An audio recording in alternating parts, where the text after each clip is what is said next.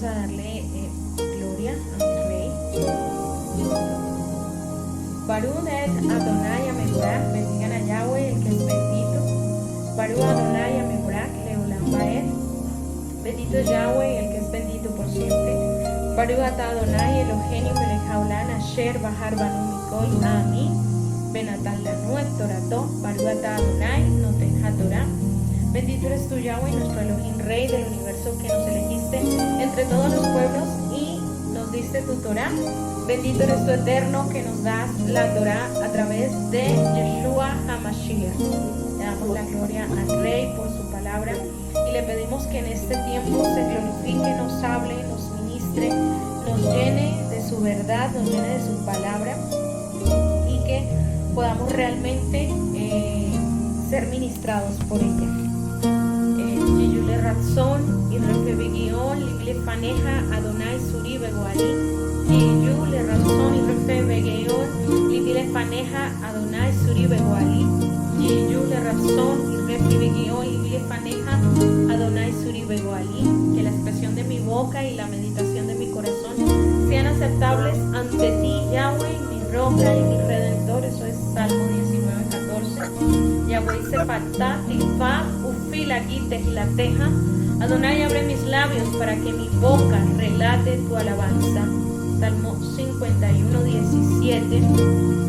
Y le pedimos a Yahweh que nos bendiga, que nos guarde, que haga resplandecer la luz de su Torah en esta tarde sobre nuestra vida y que quite todo impedimento que haya, que te distraiga, que te desenfoque, que te saque de la enseñanza. Amén. Gracias, Abacadosh, por este tiempo glorioso de bendición. Bueno, hoy vamos a ver la vida de Noach. Y en la parasha Noach, esta semana vimos los pasajes. Yo les mandé la parasha Génesis 6, 9, 11.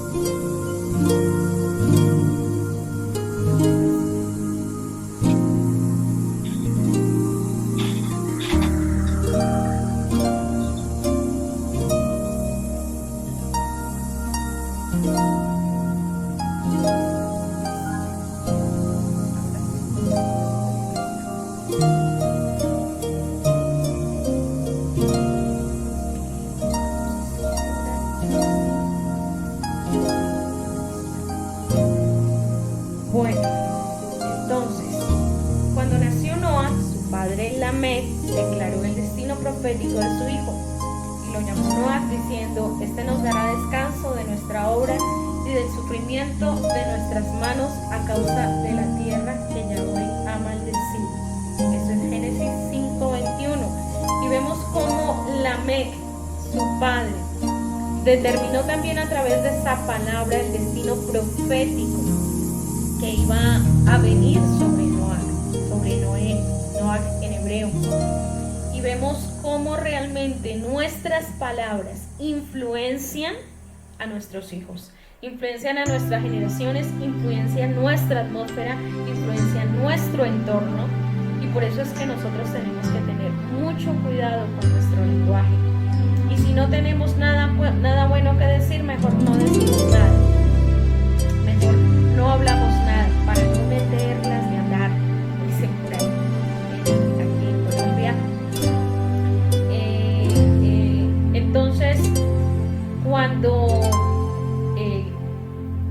Lamec da esta palabra hacia su hijo. Entonces Lamec estaba lleno del Ruach. Cuando ve a Noah, por eso le coloca ese nombre, Noah. Carito, hay un eco. Ya escuché. Es que mi hijo se acerca y mi hijo también está conectado por el celular, entonces eso trae eco.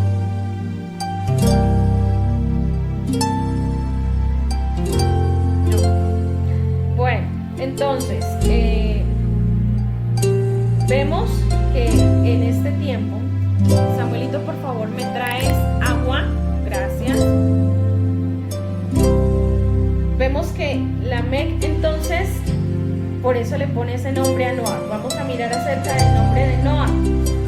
Noah significa descanso, reposo, y eso lo encontramos en el Estrono 51:46. Noah se escribe con 2 letras hebreas, la Nun, que la vemos a la derecha, y la Het, que la vemos a la izquierda. Entonces, esas 2 letras unidas forman el nombre de Noah, y lo que significa es descanso y reposo. Entonces, podemos ver cómo el destino profético se influencia a través del nombre, ¿cierto? Entonces vemos cómo Noah, ¿cierto?, fue por su padre influenciado a través de la palabra con la que él declaró la bendición sobre él, ¿sí? Y vemos cómo esa palabra, ¿sí?, constituyó un cambio para la vida de Noah. ¿Por qué? Porque el símbolo de la letra Nun representa a aquel que está inclinado, y esto nos muestra una persona sumisa, que se subordina a la ley y a la orden. Una persona que inclina su cabeza, que su servicio se inclina hacia adelante. Entonces podemos darnos cuenta cómo Noah, a través de esa palabra, es influenciado y su vida es cambiada. Realmente el nombre de Noah nos lleva a darnos cuenta de que él, su padre, a través de ese nombre que colocó, significó lo que la tierra vivió después de todo el día. En Mateo 11, 29, 30 dice: llevad mi yugo sobre vosotros y aprended de mí, que soy manso y humilde de corazón, y hallaréis descanso para vuestras almas. Ay, caramba, me salí. Y hallaréis descanso para vuestras almas. Otra vez. Entonces, vemos ahí también, nos damos cuenta que el reposo vino por quién, por Noah, ¿cierto? El tiempo de reposo, de descanso, llegó por Noah, y eso es lo que significa su nombre. Ahora, la letra Nun nos habla de humildad, nos habla también de subordinación, de servir con fidelidad, y como resultado de ello recibiremos la recompensa de la elevación, la exaltación y el reposo. El significado de la letra Nun en el hebreo pictográfico es semilla, es pez, es vida y es continuación. Entonces vemos que él sería la semilla o el heredero. Noé fue la semilla que fue preservada para mantener la línea mesiánica a través de la cual el Mesías iba a darse a conocer a su pueblo y a nuestra vida. Entonces vemos qué importante es nuestros nombres, ¿cierto? Qué importantes son para el rey nuestros nombres, y cómo influencian nuestro destino nuestros nombres, y cómo cambian nuestro destino los nombres, ¿cierto? Que se nos asignan. Entonces, la letra Het, que es la otra que forma parte del nombre de Noah es la octava letra del alefato hebreo y su valor numérico es 8. ¿Qué implica qué? Un nuevo comienzo que vino a través de Noah, ¿cierto? Para la tierra. Fueron 8 personas los que fueron guardados, ¿cierto? Del diluvio en el arca. Un nuevo comienzo para la humanidad, un resetear para la tierra, un nuevo comienzo para la descendencia del Mashiach. Todo eso vendría a través de esa familia que fue salvada y que fue preservada. Era el plan del Eterno que esas 8 personas fueran guardadas del diluvio en el arca. Y 8 sabemos que ese es el número que representa la redención. La redención en nuestras vidas, de manera que cuando nosotros encontramos el número 8 nos damos cuenta que es redención de vida, ¿cierto? Para nosotros. No es casualidad que yo me haya mudado a un piso octavo, ¿cierto?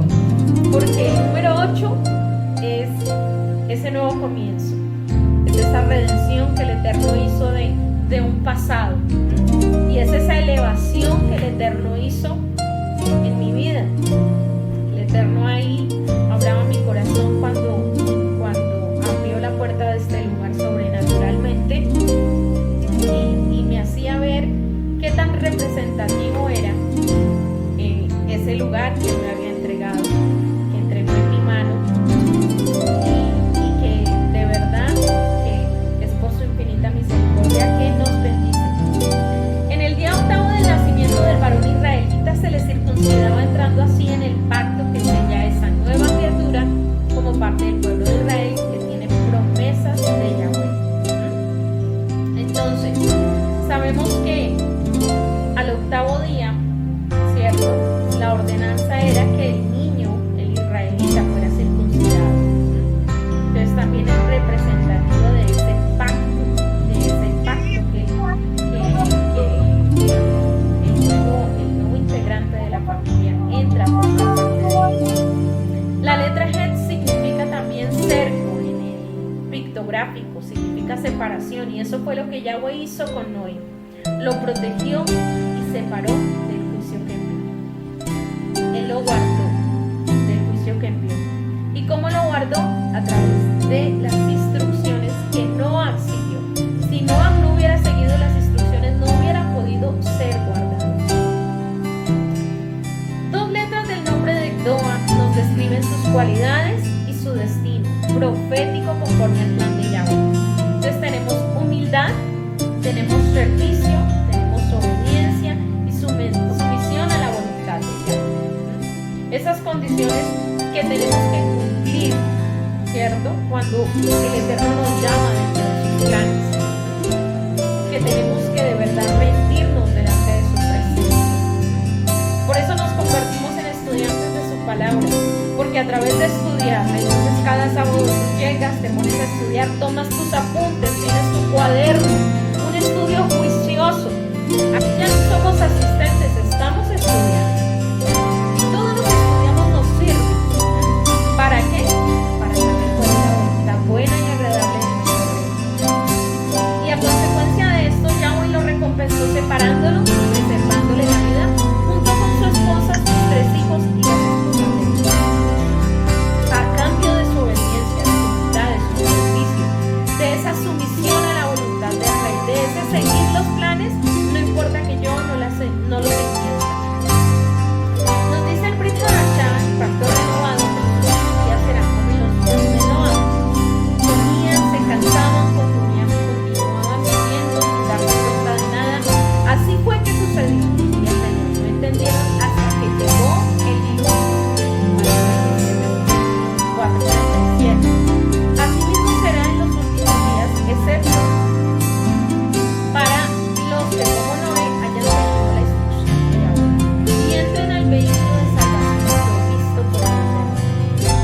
Porque recordemos que la Torá es cíclica y tenemos nuevamente que vamos caminando, retornando hacia el principio. No es que vayamos avanzando como pensamos en la cultura occidental. En la cultura oriental es más importante el retorno, volver al origen. Y nosotros estamos volviendo al origen. Este es el libro Bereshit, el libro libro de los orígenes, del comienzo. Estamos retornando y vamos retornando hacia un Edén, donde vamos a vivir en ese Edén con nuestro Redentor como Rey. Aló. Entonces, Sí, a aló, medida señora que Yolanda. vayamos avanzando en ese caminar, Sí. de emuná, vamos a ir dándonos cuenta cómo vamos retornando al principio. Por eso la palabra Teshuvá es retorno, volver nuevamente al comienzo, darse la vuelta y volver los ojos al Eterno. En los días de Noé, la expresión en la palabra que utiliza es que había violencia y había corrupción. Pero ¿qué quiere decir eso, que había violencia y había corrupción? Pero la tierra se había corrompido. Esta expresión implica la comisión de actos de corrupción sexual, que ya todos los conocemos, pero también de idolatría. Esta misma expresión la tenemos en el versículo, no sea que ustedes se corrompan. Y la expresión en hebreo para corrompan es tashahitu. Tashahitu. En ese versículo claramente se ve la expresión tashahitu, corromperse, que implica idolatría. ¿Dónde encontramos esa palabra tashahitu? La encontramos en Devarim 4:16, Deuteronomio 4:16. Dice: no se vuelvan corruptos y se hagan una imagen tallada que tenga la forma de ninguna figura ni una representación de un ser humano varón o hembra. Entonces la corrupción a nivel de las escrituras está relacionada con la idolatría. Muchas veces nos hemos ido que sí, que pecado sexual, bueno, eso ha existido en la humanidad desde el comienzo, pero también fue juntamente con él la idolatría del pueblo de Israel. Esa corrupción y esa idolatría y ese robo que existía en ese tiempo fueron los que llevaron a la contaminación de la tierra. Vamos a ver. Y miró Yahweh en la tierra, y aquí que estaba corrompida, porque toda carne había corrompido su camino sobre la tierra. Se corrompió la tierra porque toda carne, todo ser humano que estaba sobre ella estaba corrompido. Entonces nosotros somos agentes de bendición o agentes de maldición para la creación de Elohim. La tierra se corrompe a causa de la maldad, de la idolatría, de la violencia, del robo, de la extorsión y toda clase de perversión que se veía en el tiempo de Noé. Y si nosotros miramos que la venida del Mashiach será como en los tiempos de Noé, ¿será que ahorita hay maldad? ¿Será que ahorita hay idolatría? ¿Será que hay violencia? ¿Será que hay robo, extorsión, toda clase de perversión? Usted contestará ya sí. Estamos viendo en estos tiempos realmente cómo el Eterno, a través de sus muchas señales, nos está mostrando cómo la tierra otra vez está siendo corrompida. Y a raíz de esa corrupción va a venir tiempos de juicio. Y ya los estamos viendo.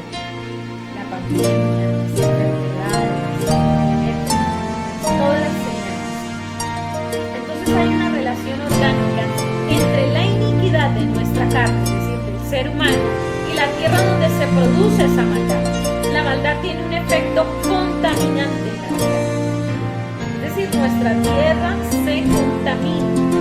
La maldad de nuestras actuaciones contamina la tierra donde estamos parados. Por eso cuando usted se muda a un lugar, no es prudente que usted entre allá si antes usted no ha ungido ese lugar.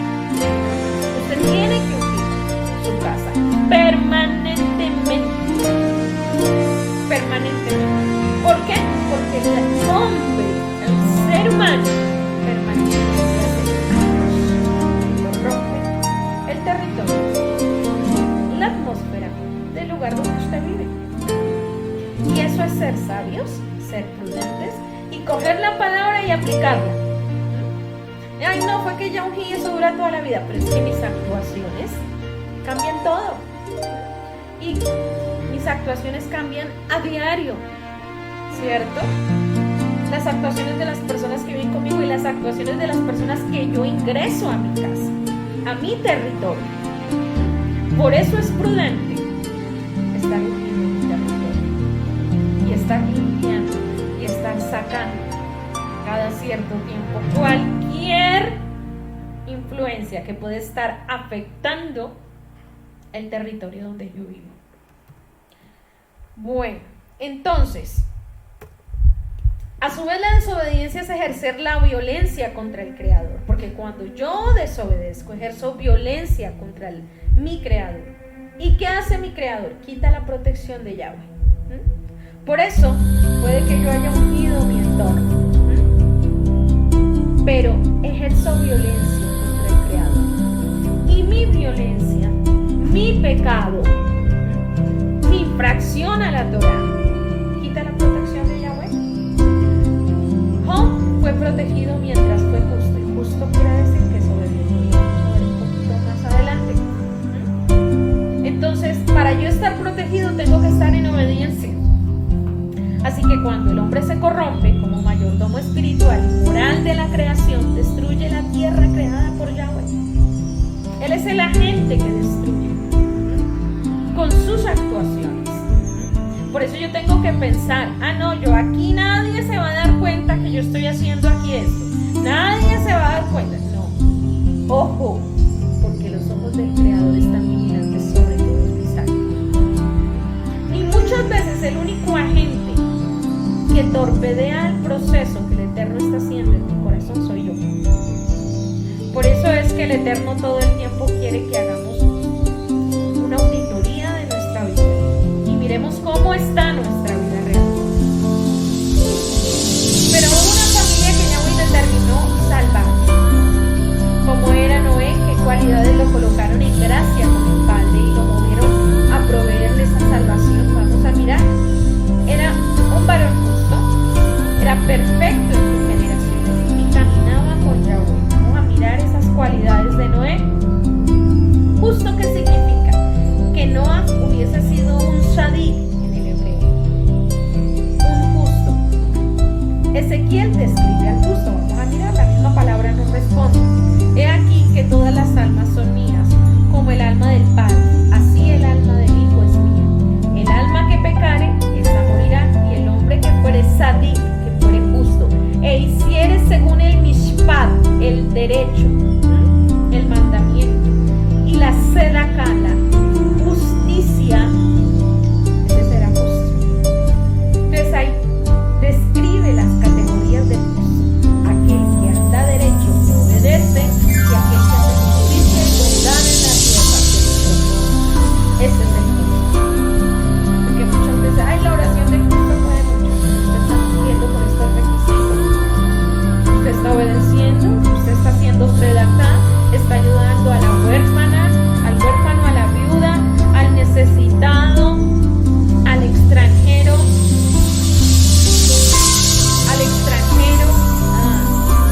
al pobre, al huérfano. Tenemos que pensar a la luz de las Escrituras que es realmente el termómetro por el que nos debemos guiar, no lo que dice Pepito, ni fulanito, ni sutanero, lo que nos dice la palabra, porque la palabra es muy clara. En ella encontramos todo lo que necesita nuestra alma. Por eso fue que el Eterno nos la dejó, para que nosotros sepamos cuál es el conducto por el que nos debemos guiar y cómo debe ser nuestro camino delante de Él. El justo es, primero, que no comiere sobre los montes ni alzare sus ojos a los ídolos de la casa de Israel, que no violare la mujer de su prójimo, ni se llegara a la mujer menstruosa, que no oprimiere a ninguno, que al deudor devolviere su prenda, que no cometiere robo, que diera sometimiento a la niña y estuviera desnudo por su vestido, que no prestara interés ni tomare usura, que de la maldad retrajere su mano, que hiciere juicio verdadero entre hombre y hombre, y en mis mandatos caminar y guardar en el decreto para hacer rectamente, este vivirá,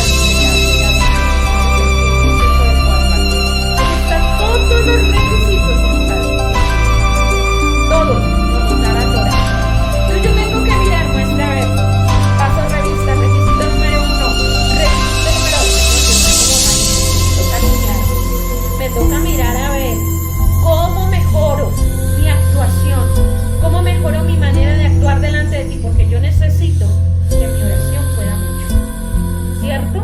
Yo me voy al trono de la gracia, me voy delante de la presencia del Eterno, clamo, doblo mis rodillas, pero yo necesito que mi oración haga eco. ¿Y mi oración cómo va a hacer eco? Si yo soy un sadik. ¿Y mi vida cómo será guardada? Si yo soy un sadik, un justo. Y Elohim guardará mi casa y mi descendencia si yo soy un sadik, un justo. Y ahí yo lo tengo delante mío, la misma Torah me lo dice. Entonces tengo que coger y mirar y escudriñar y examinar mi corazón. ¿Por qué? Porque están viniendo juicios a la tierra sobre justos e injustos. El Señor hace salir el sol, ¿cierto? Entonces la pandemia tocó todos los países, todas las religiones, toda la humanidad. Ahora, ¿cuál es mi protección? Mi actuación, mi manera de conducir, mi manera de actuar, ¿cierto? Esa es determinante para que Yahweh obre en mi vida y responda a mi clamor. Y Yahweh me muestre su misericordia. Esta justicia se evidencia en la obediencia a los preceptos y estatutos de la Torah. Porque son los oidores de la Torah los justos ante Elohim. No. Son los hacedores de la Torah los que serán justificados ante los ojos de Yahweh. ¡Ojo! Ay, es que yo me sé toda la Biblia, ya me la leí de pe a pa. ¡Ojo! Porque es si usted hace Torah, si usted vive Torah, si eso que acabamos de leer usted lo practica, y si no, no se engañe, porque Dios no puede ser burlado, ni se deje engañar por otros.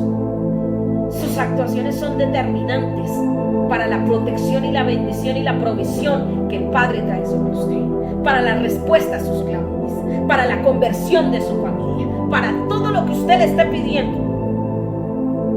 Usted tiene que ser hacedor de Torah. Y entonces tú abrirás la boca y será como allí lo leemos en la Torah. El profeta clamaba y Yahweh contestaba inmediatamente. Esto no es que, ay hermanito, estoy en el desierto de los 40 años. No. Estás en desierto porque tú has querido.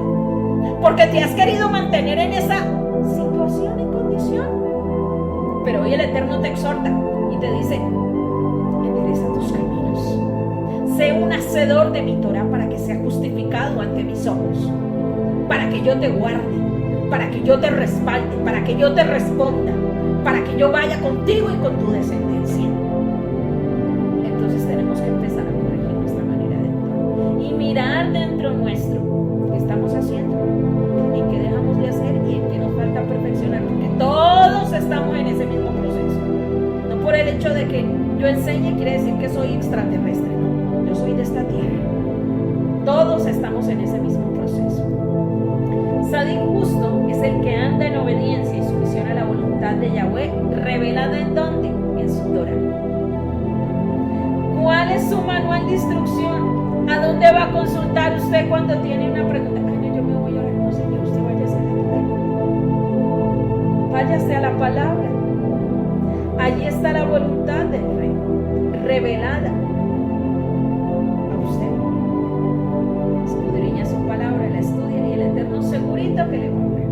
Y después de eso ahora y segurito que le va a decir, mire, esto es por aquí, esto es por allá, esto es acá, corrige allá, porque la Torah es como un espejo que nos muestra nuestro verdadero rostro, muestra nuestra vida, muestra mi comportamiento. Esta obediencia es el resultado del amor y la confianza depositada únicamente en ¿quién? En el Creador.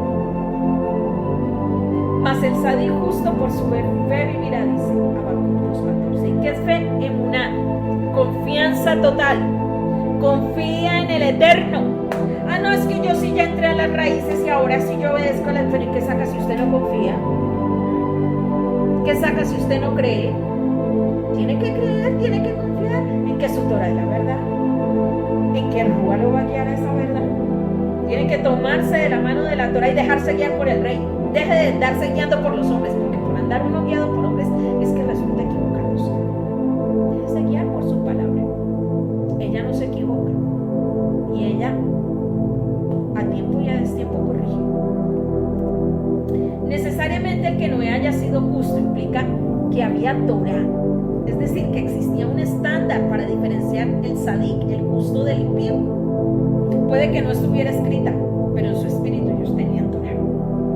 Sabían qué era lo bueno y qué era lo malo y cómo comportarse.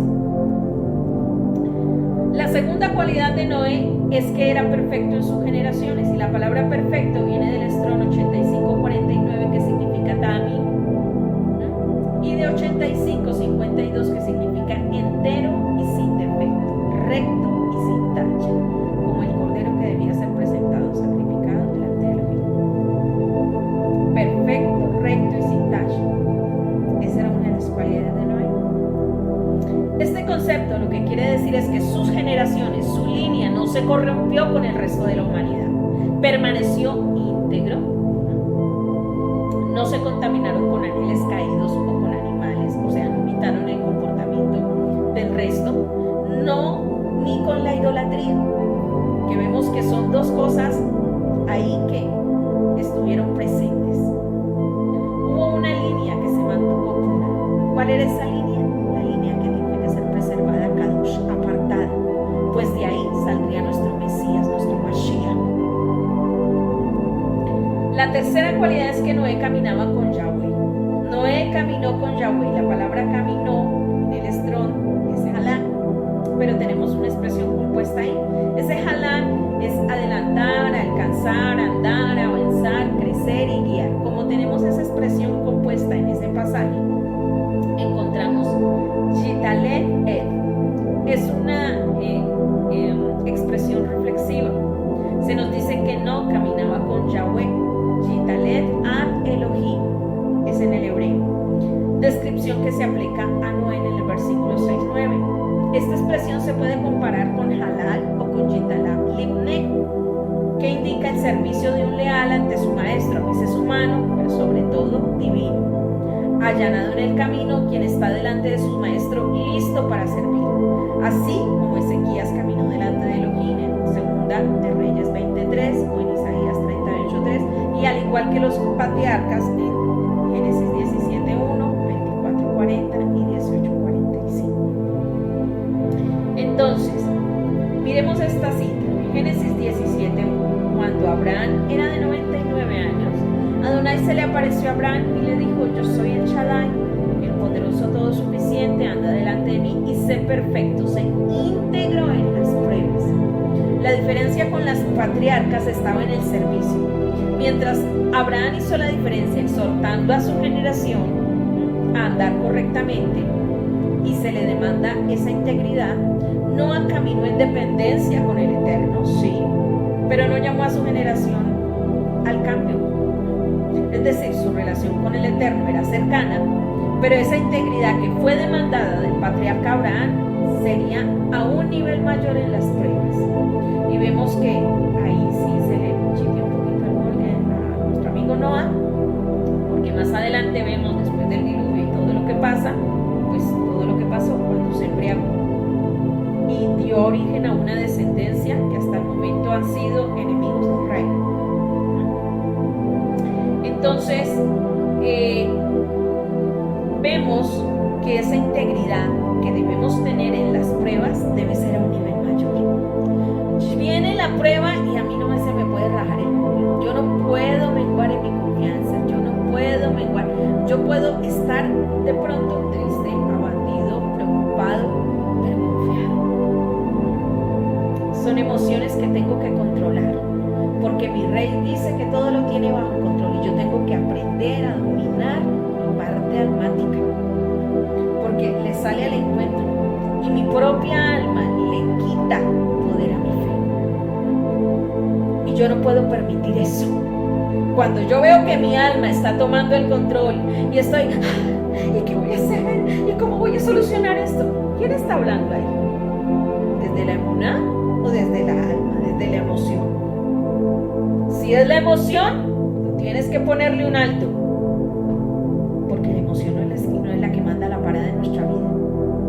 No es como nos sintamos. El espíritu es quien gobierna, conectado con Yahweh, nuestra Neshama. Entonces tengo que tomar control de mis emociones. ¿Y cómo lo hago? Adore. La adoración le permite desvincularse del problema, desvincularse de usted y vincularse con el Rey. Se vincula con el Rey y deja el problema en las manos de Él. Ya ha clamado, ya ha orado, ya qué más va a hacer.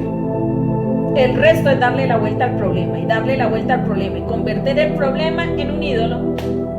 Y entonces el problema no se le soluciona a usted. Y ahí está en un ciclo todo el tiempo. Entonces, deje el problema ya en la presencia del Eterno y ocúpese del que sí puede solucionar el problema.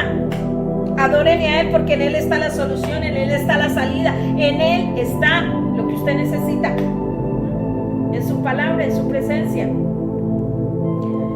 Andarán dos juntos si no estuvieran de acuerdo, dice Amós 3:3. Esta referencia a caminar con Yahweh se refiere a que Noé conoció a Yahweh, quien se da a conocer a la humanidad a través de su Torah, de sus instrucciones. Se trata dos que andan por la misma ruta, de manera que caminó con Yahweh. Lo que quiere decir es que anduvo conforme a las instrucciones y al camino que Yahweh le trazó. Haga esto, Noé, él lo hizo. Construye el arca, él lo hizo. Tiene que hacer esto, tiene que meter los animales, él lo hizo. Anduvo conforme a la instrucción que el Eterno le dio. Y en esto sabemos que nosotros le conocemos. Dice primera de Juan 2:3. Si guardamos, ¿qué? Sus mandamientos. Entonces no es suficiente conocerle. No, yo conocí a Yeshua, me salió al encuentro Jesús. Un momentico. Usted guarda sus mandamientos, porque si los guarda realmente sí lo conoce. De lo contrario, de oídos te había oído, pero los ojos de Él y los suyos no lo han visto. Yahweh se reveló a Noé a través de su Torah y Noé le conoció al obedecerla. ¿Al qué? Al obedecerla. Cuando yo obedezco, voy conociendo la bondad de mi Rey, voy conociendo su misericordia, voy conociendo sus maravillas en cada paso que dé. Y esa obediencia de Noé fue contada por justicia. Por eso fue un sadik justo. Yahweh proveyó el medio de salvación a Noé y su familia, y fue el Eterno quien diseñó el medio de salvación. ¿Quién fue? El Eterno. No lo pierda de vista, porque eso es importante. Noé no tuvo instrucción alguna en esto. Su participación fue su aceptación al medio establecido, creyendo a Yahweh y seguir las instrucciones específicas que le dio sobre el arca. Noé siguió la receta que Yahweh le dijo. Noé se movió sobre esa receta. Tenía capacidades, tenía creatividad, tenía ideas, tenía muchas cosas, pero Noé siguió la instrucción. Ahora miremos la palabra arca, que fue lo que construyó Noé. Arca es Teba, que en el Strong es 8392, significa una caja o canasta, al igual que las que salvó a Moshe. Miremos esta palabra Teba en el hebreo. Está compuesta de la letra Ta, de la letra Hei y de la letra Bet. La letra Ta, que significa pacto, marca o señal. La letra Hei, que es contemplar o revelar. La letra Bet, que es casa, tienda o adentro. Y ahí vemos las figuras del pictográfico. Entonces, el arca podemos sacar por el significado de las letras de esa palabra que cuando Noé entró estaba adentro del pacto revelado, adentro de ese templo, de esa tienda, de esa casa del pacto, símbolo del pacto. Bien importante esto, porque esto tiene una relación más adelante con órdenes que también el Eterno le da a Moshe de construir el tabernáculo y más adelante a Salomón para construir el templo. En el hebreo mishnaico, Teba también se usaba para el arca de Noé y más tarde se convirtió en la palabra estándar para el arca de la alianza. Ahí lo vemos. Entonces, además la Septuaginta usa el mismo término griego que es kibotos. La versión Septuaginta es una versión traducida del hebreo al griego tanto que el arca de Noé y el arca de la alianza tenían el mismo nombre, arca de Noé y arca de la alianza. Así era conocido. Luego más adelante el arca de la alianza era una representación también del arca de Noé. Contenían las tablas, ¿cierto?, del pacto. Vemos ahí la relación. La palabra hebrea para arca, teibá, también significa palabra. Y también entonces, cuando Noah entró en ella, entró en la palabra, dice Elohim. Espéreme un segundito.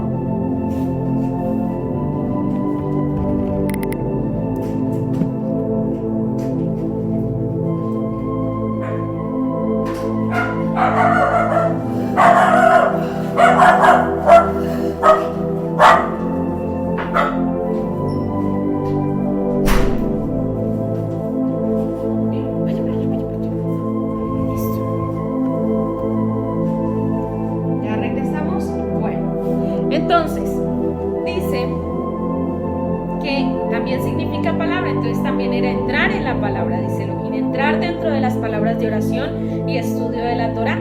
Aquí encontramos un santuario de sabiduría, de significado y de santidad, en medio de las furiosas aguas de la vida, ¿cierto? Entonces sabemos que Noé entró, y cuando tú entras en la palabra, entras en la sabiduría, significado y santidad en medio de las furiosas aguas de la vida. Empieza el Eterno a llenarte de esa sabiduría, de esa santidad, de ese significado, de esas respuestas que tú necesitas y que están dentro de la palabra. Entonces, vemos que Yahweh dio instrucciones específicas de cómo sería ese vehículo de salvación para Noé y su familia. Dice, hazte un arca,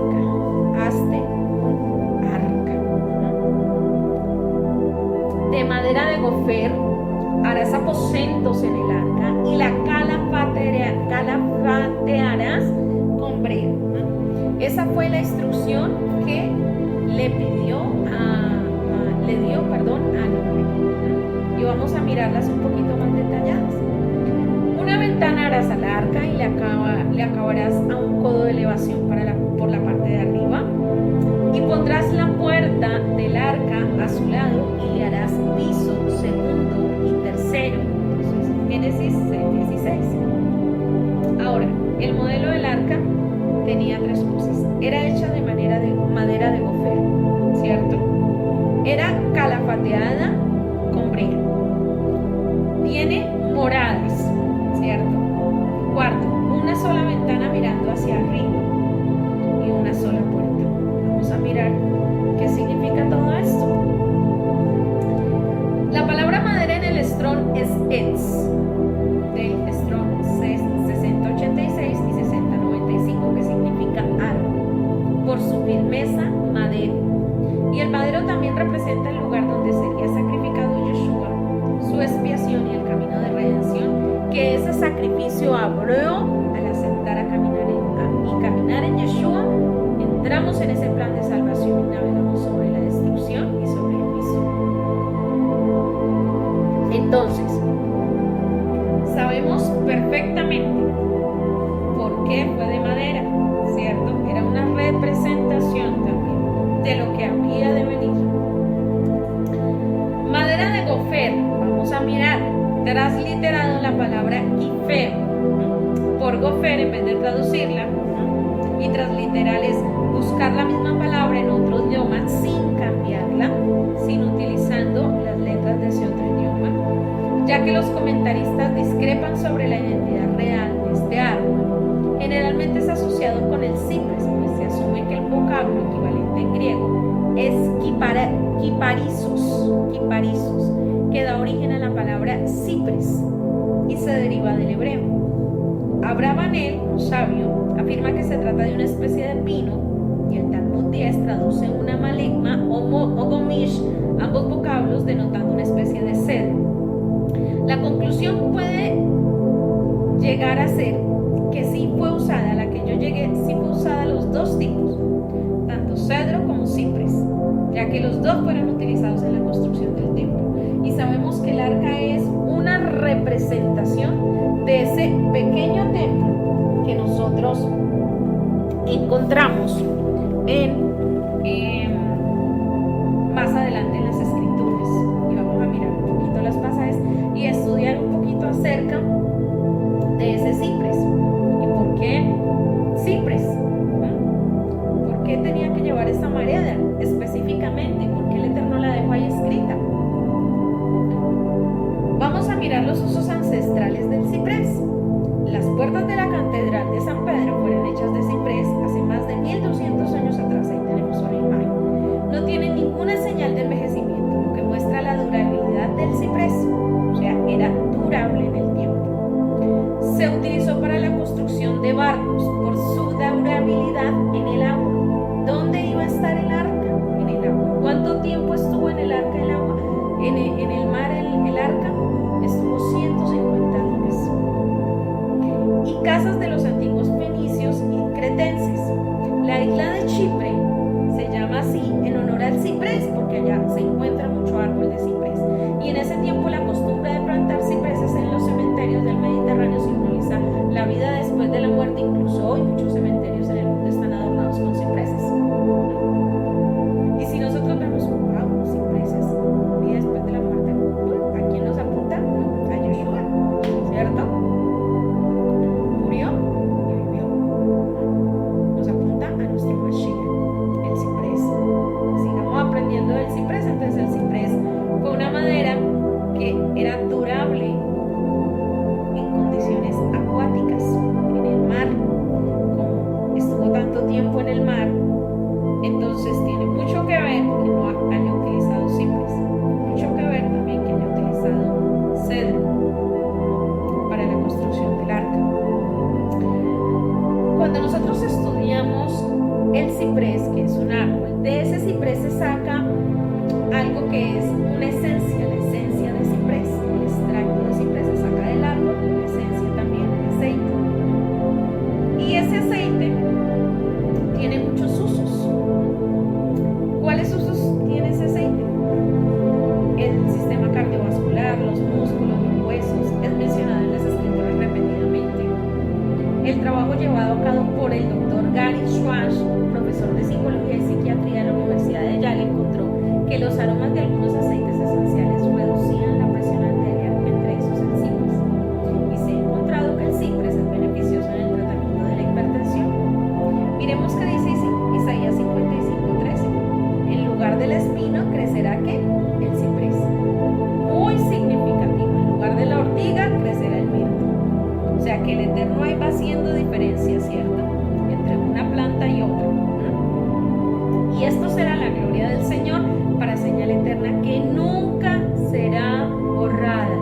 Tiene mucho que ver con una señal que se estableció en los cielos y que nunca será borrada, ¿cierto? Usos ancestrales del cipre. Los sanadores antiguos usaban este aceite esencial para tratar la artritis, para tratar la laringitis, inflamaciones en los tejidos de las cicatrices y espasmos. Hoy en día se usa el ciprés para apoyar el sistema cardiovascular y fomentar el bienestar emocional en momentos de pérdida o de estrés. ¿Qué creen que sentían Enoc y su familia mientras toda la humanidad estaba siendo devastada? Póngase usted a pensar qué sentiría si hubiera ido usted en el arca. Tristeza, dolor, Exacto. impotencia. Un sentimiento no es casualidad.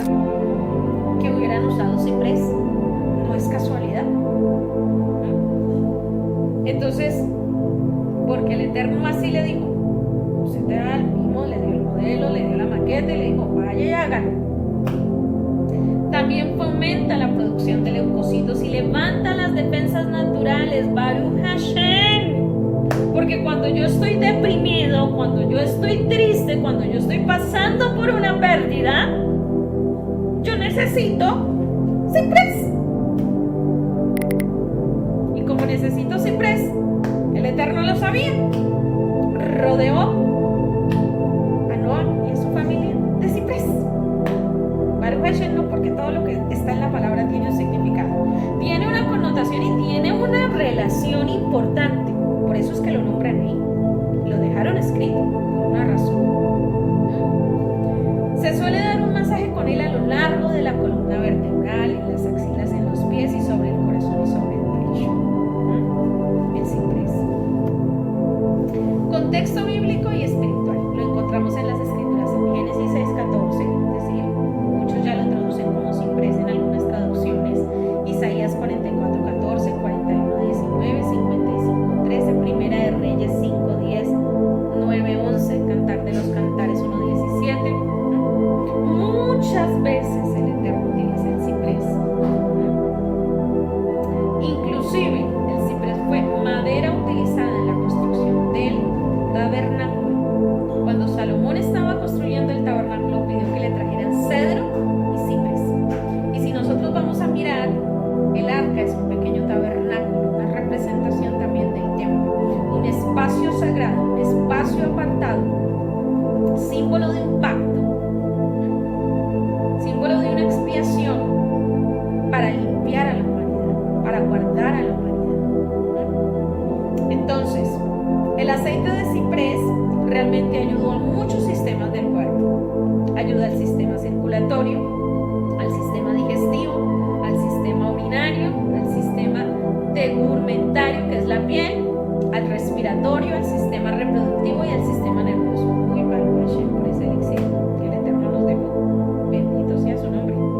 El aceite de ciprés es utilizado para la celulitis, muchachas que sufren de celulitis, allá vea para que se lo apliquen. Varices, hemorroides, retención de líquidos, estreñimiento, edema, sudoración excesiva en manos y pies, y también puede ser eficaz para músculos y para articulaciones. ¿Qué uso se le da? Apoya a las mujeres durante la menstruación, la menopausia, de masaje a lo largo de la espina dorsal de las axilas, los pies, el corazón y el pecho. Es usado para la artritis, para la laringitis, para cuando hay calambres. El ciprés puede aliviar la sensación de pérdida y puede ayudar a crear un sentido de seguridad y conexión a la creación. Y también puede ayudar a sanar el trauma emocional, fortaleza y firmeza en el templo y firmeza en el hueso. O sea, fortalece. ¿Qué les estaba diciendo el Eterno? Noah, yo te fortalezco. Noah, yo te afirmo. Y que eso penetre en tu hueso. Porque tú lo necesitas y tu familia lo necesita. ¿Por qué? Porque están viendo cómo la humanidad desaparece. Y yo no creo que estuviera muerto de la risa. ¿Cierto? Cualquiera estaría atemorizado de ver ese juicio tan tremendo que cayó sobre la humanidad. Usos modernos del ciprés: soporta el sistema óseo y el tejido conectivo, entonces mejora la circulación, reduce la hinchazón causada por edemas, es decir, cuando retienes líquidos, ayuda a disminuir el tejido de la cicatriz, fortalece los capilares sanguíneos, fortalece los dientes y las encías, difunda para aliviar los sentimientos de pérdida, aumenta las células o glóbulos blancos en la sangre, los cuales ayudan a combatir infecciones y otras enfermedades. Bien importante que empecemos a usar esa sabiduría tan hermosa que tenemos entre, y que a través de esa sabiduría nos demos cuenta cómo el Eterno ha dejado en su palabra cosas tan poderosas que pasamos a veces por algo y leemos como por leer cualquier cosa, ¿sí? Pero que cuando vamos al original vemos, oh Padre, wow, esto sí que es maravilloso, Rey. Tú pensaste en todos los detalles. Guardaste no solamente a Noah ni a su familia, les brindaste un medio para que realmente estuvieran mejor dentro de su corazón. Y así es su templo externo, su cuerpo. ¿Cómo se puede usar? Una o dos goticas como desodorante sirven. Se puede mezclar en partes iguales ciprés 5 gotas, aceite de mandarina 5 gotas con un poco de aceite vegetal, puede ser el de oliva, para hacer una cera para tonificar la piel y ayudar en tejido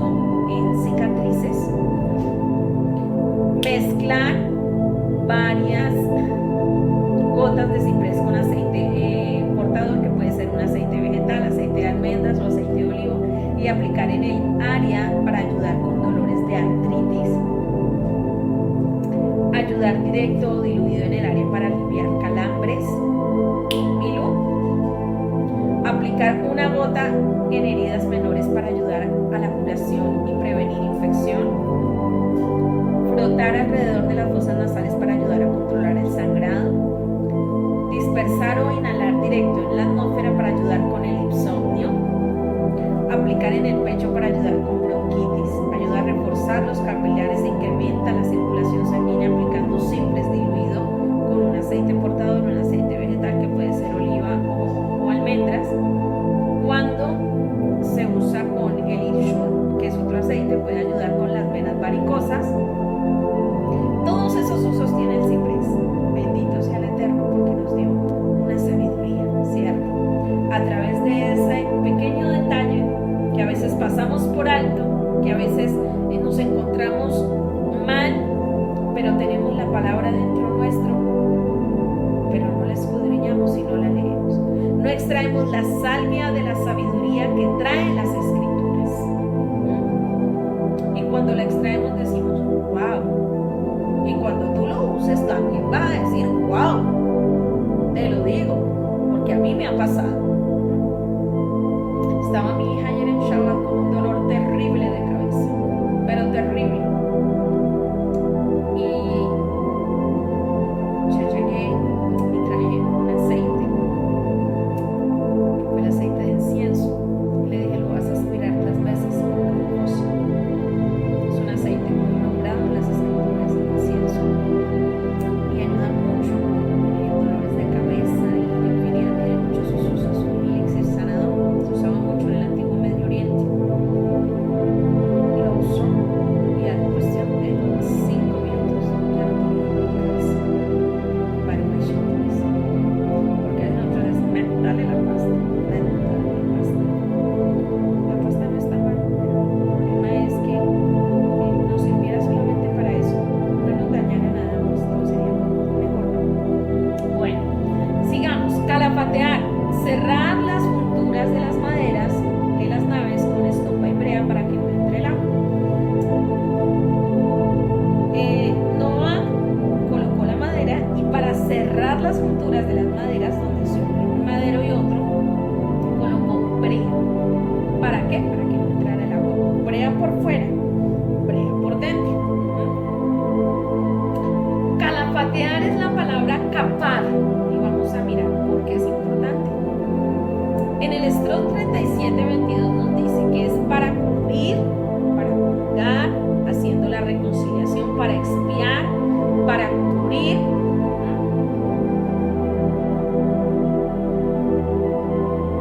Para cubrir, para expiar, para recubrir la cubierta con brea, para cubrir el excedente, para apaciguar, para propiciar. Dime, Eli. Antes de que se vayan más adelante las diapositivas, en el anterior decía que mezclar el ciprés con mandarina y otra cosa para la vena varice. No alcancé a el último aceite. Ya lo Qué devuelvo. pena. Ya lo devuelvo. Gracias. Aquí está. Aquí en esta parte sí ¿qué parte es? 5 gotitas. Mandarinas, 5 gotas. Con un poco de aceite cortado, Ajá. se hace para Sí, en la última partecita decía algo para las venas varices. En el último renglón, amor. se usa como el iris, se le llama el otro aceite. Ah.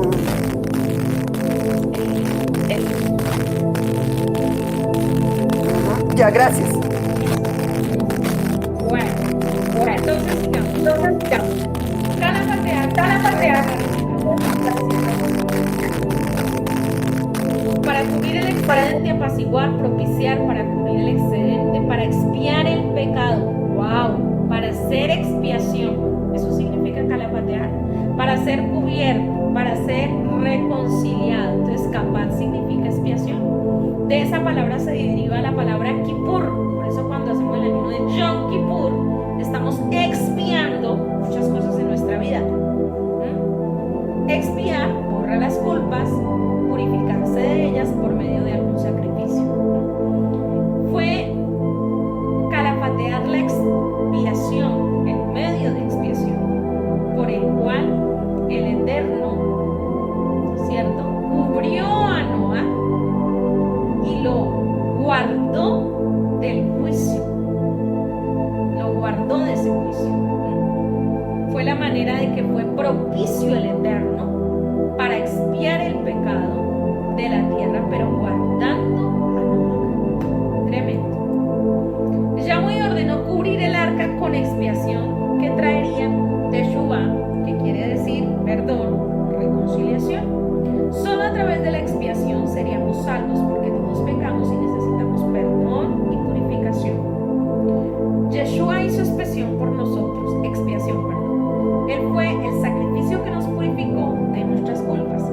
La brea se colocó por dentro y por fuera. El sacrificio del madero nos cambia el corazón, nos cubre de adentro hacia afuera.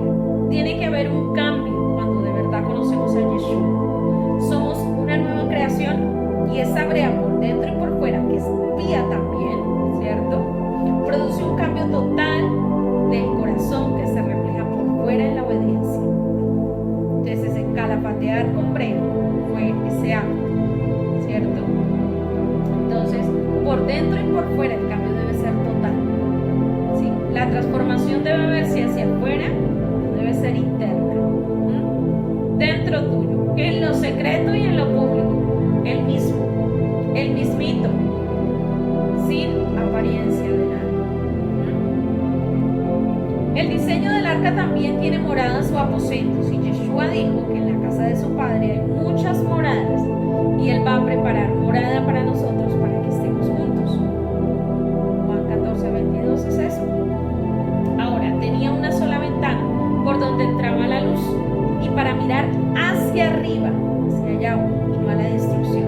Entonces, ahí podemos entender que en medio de la tormenta, en medio de momentos difíciles, debo llenarme de la luz de su Torah, ¿cierto?, para enfocarme en mirar hacia Yahweh y no a las circunstancias, para ser fortalecidos por qué, por su palabra, y enfocados en el que nos sostiene. Por eso es importante, cuando tú estás pasando esa adversidad, llenarte de palabra, adorar al Rey, para ser fortalecido y enfocado en que Él es el que te sostiene, en que Él no falla, en que Él va delante tuyo. Dime. Es lo que le pasó a Pedro. Si él hubiera mirado hacia arriba, no se hubiera hundido. Pero miró la circunstancia, miró las dificultades. Así es, así es. Entonces, tenemos que aprender a poner nuestra mirada en quién puede solucionarnos el problema, no en el problema. Porque si miramos el problema nos vamos a hundir, no vamos a encontrar salida, nos vamos a desesperar, nos vamos a estresar. Pero aparte de eso, la gente que está alrededor nuestro está viéndonos, está viendo. Somos la Torah que ellos leen. ¿Y qué mensaje le está transmitiendo usted? ¿Que su Dios es de papel? No. Él es quien nos fortalece y nos sostiene.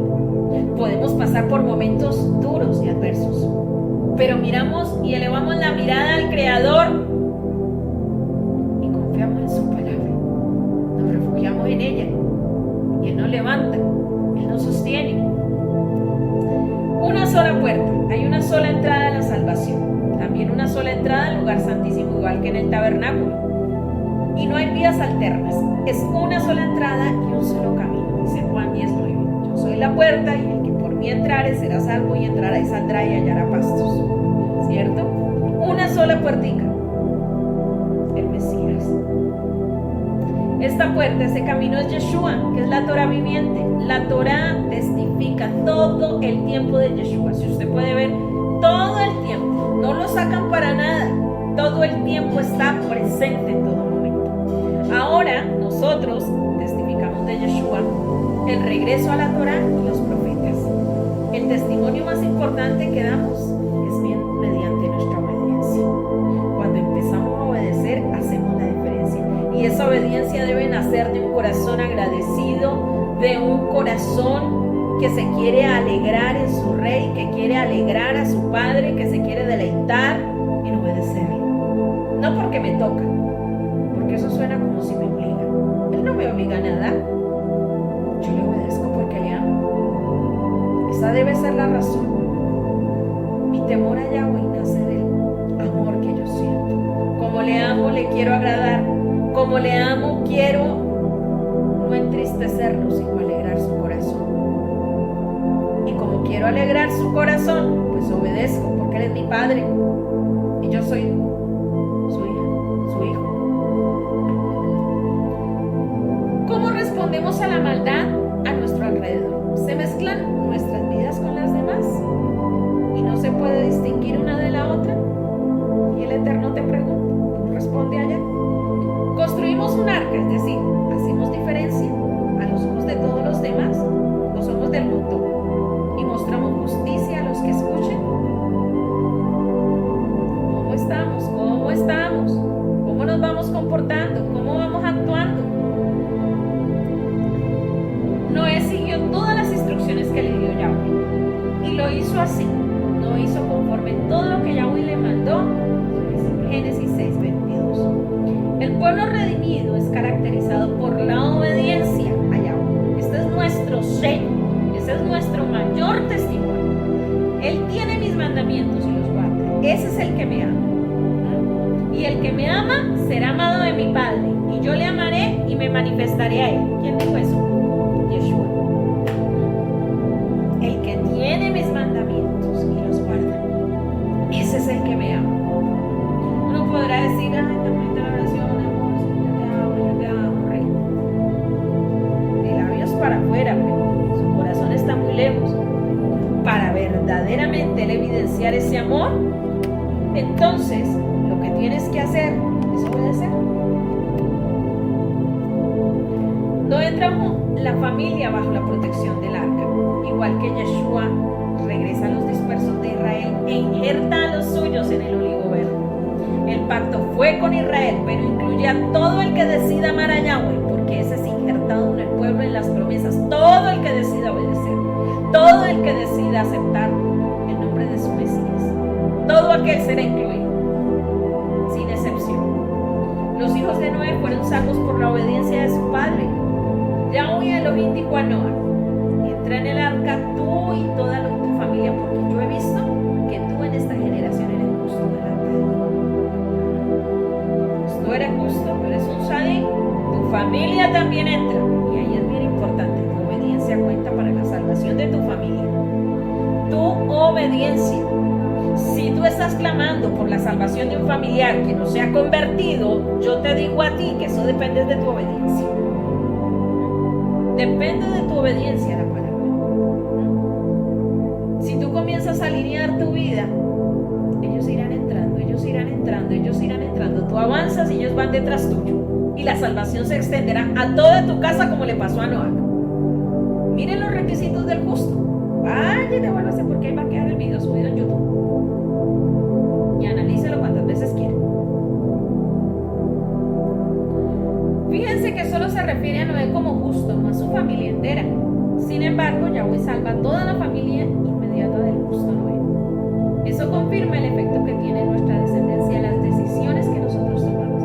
La decisión que tú tomaste de seguir Shabbat, de apartarte, es una decisión que va a cambiar por completo a tu familia. Aunque todavía no hayan llegado al nivel en el que tú vas. Pero ciertamente entrarán. Ciertamente así lo harán. Esperita tiene, rebajita no tiene. En la creación las aguas fueron sacadas y aquí se volvieron a juntar, pues Yahweh desató la lluvia y las corrientes del abismo e inundó la tierra. Dijo: yo haré llover sobre la tierra 40 días y 40 noches. El Malbut, el diluvio en hebreo, tuvo una duración de 40 días y el número 40 es un periodo de tiempo que implica proceso, que implica prueba, que implica que voy a ser limpiado, procesado, para.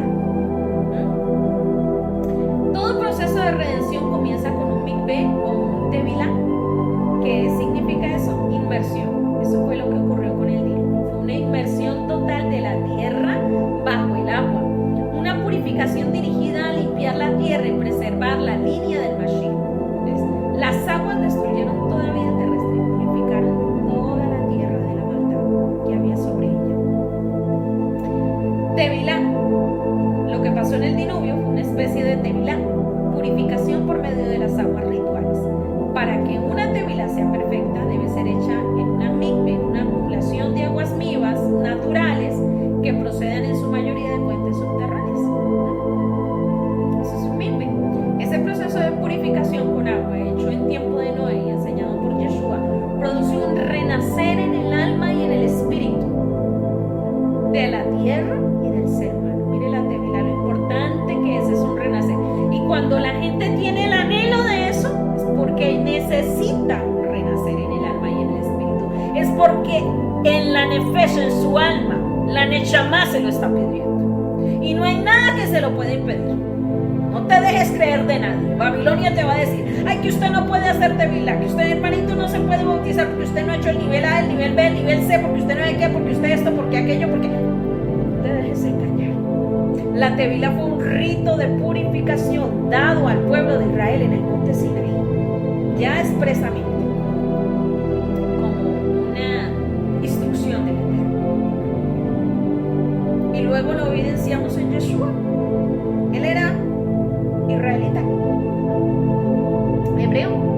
Entonces él hizo tevilá, él se purificó antes de irse para el desierto y prepararse para qué, limpiarse para qué, para servirle. Y si tú tienes anhelo de limpiarse y de purificarse para servirle, pues adelante. ¿Quién te lo impide si tú ya crees? Nada te lo impide. ¿Ve? No necesitas que nadie te sumerja, te puedes sumergir tú solito y el testigo va a ser y los millares de ángeles alrededor tuyo que van a ser testigos. Y el creador del universo, cielos y tierra llaman por testigos. No necesita más. Sumérjase, límpiese, purifíquese. Si eso es el anhelo que tienes, un neshama, un nefesh, pues hágalo. Hágalo porque el Espíritu sin duda lo está guiando a eso. Y usted no tiene que tener temor de nada. No le coma la religión, no le coma nada de eso, porque el Espíritu sin duda lo guía a toda verdad y lo hace libre. Entonces yo rociaré agua limpia sobre ti y tú estarás limpio. Yo te lavaré de toda tu inmundicia y todos tus ídolos. Yo te daré un nuevo corazón y pondré un nuevo ruach dentro de ti. Yo sacaré de tu corazón de piedra de adentro de tu carne y te daré un corazón de carne. ¿Tú anhelas tevilá? Esto quiere darte el Padre. Sencillo, está ahí en su palabra. Ahí está escrito. Nadie te lo puede impedir. Si el Padre te ha llamado a hacerlo, si es tu anhelo en tu corazón. ¿Quién es el hombre para que esté por encima de Dios? Nadie. Por encima de él no hay nada.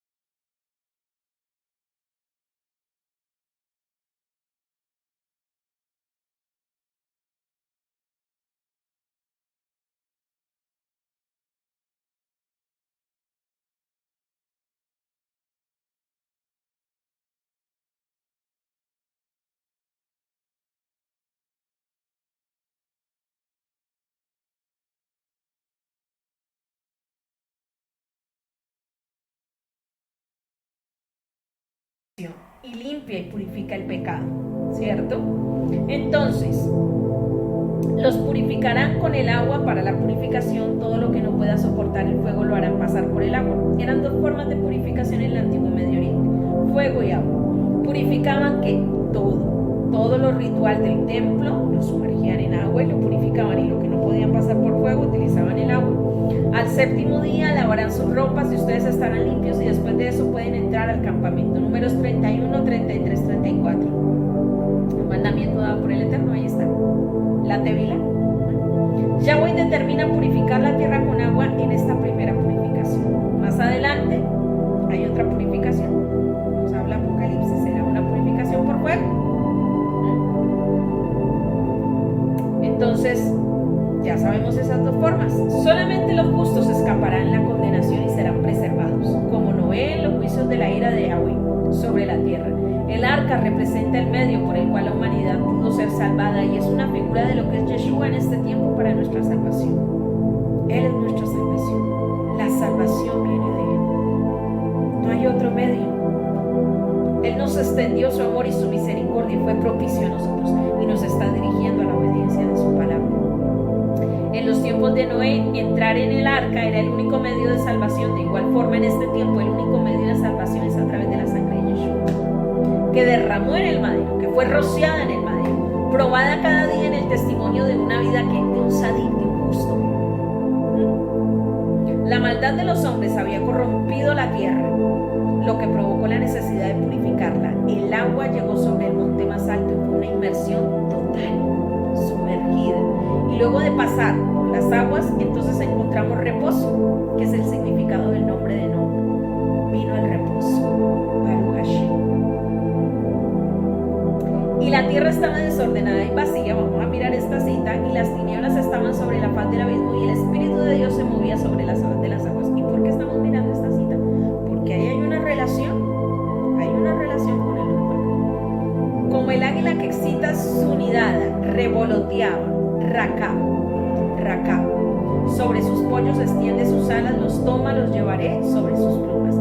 Según los rabimos, y la palabra Rakab, este versículo describe una ave sobrevolando, revoloteando, agitando sus alas sobre un nido, dirigiéndose hacia sus hijos como la más delicada de las criaturas, manifestando un perfecto balance y estabilidad. Y el espíritu de Elohim vuela sobre las aguas.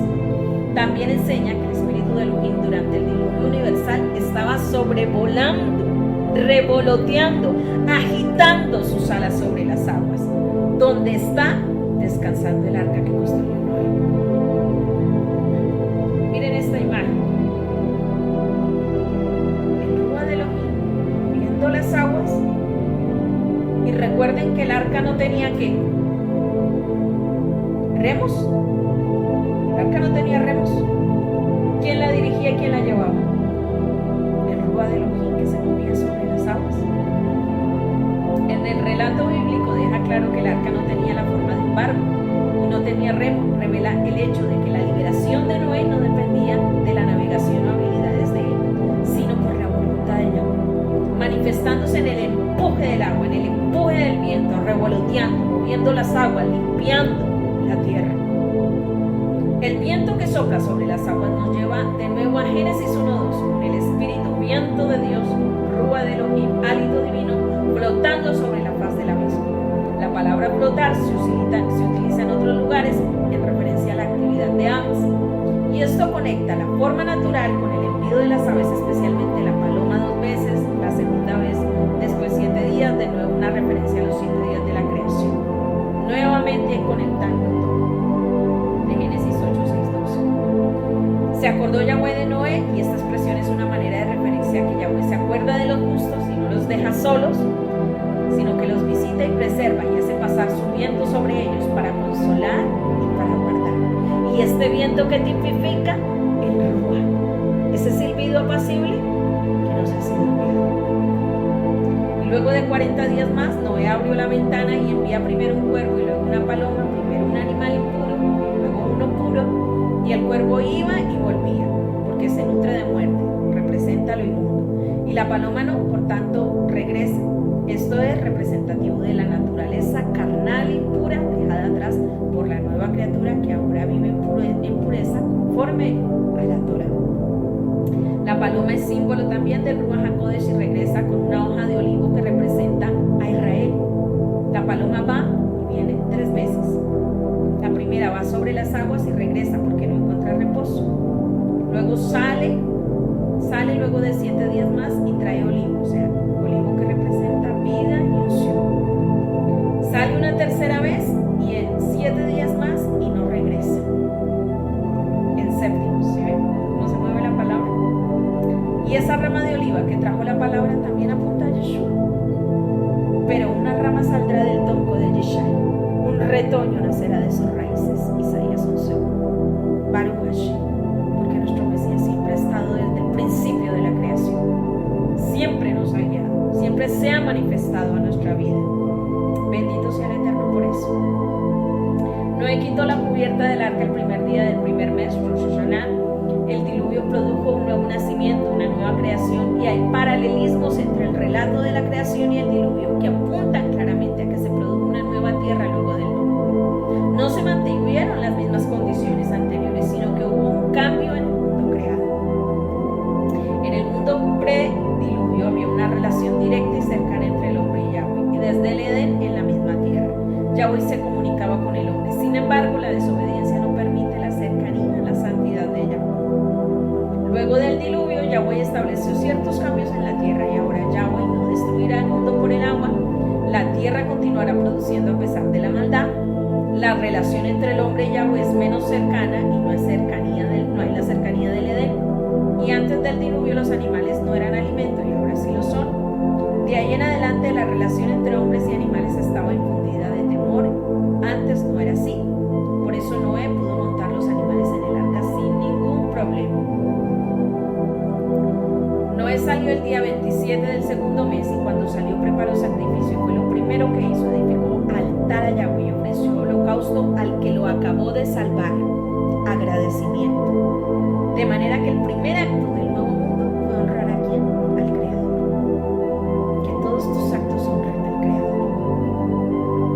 El pacto que estableció Yahweh luego del diluvio fue con toda carne, un pacto de no destrucción por las aguas. Y ahí colocó una señal en los cielos, eterno, que podemos visualizar en los cielos. Baruch Hashem por eso, por su misericordia, que son nuevas cada mañana, que nos bendicen y que nos levantan. Estableceré mi pacto con vosotros y no exterminaré ya más toda carne con aguas de diluvio, ni habrá más diluvio para destruir la tierra, dijo Yahweh.